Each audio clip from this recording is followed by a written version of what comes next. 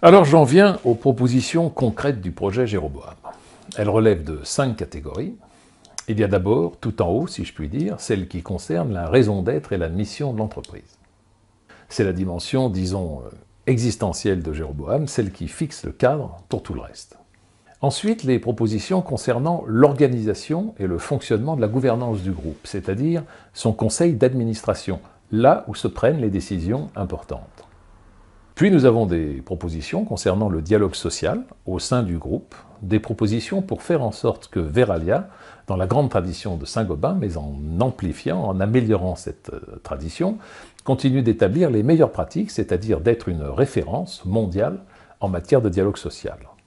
Ensuite viennent une série de propositions concernant le projet industriel proprement dit, celui qui sera présenté aux investisseurs. Et enfin, il y a les propositions concernant le partage futur de la valeur.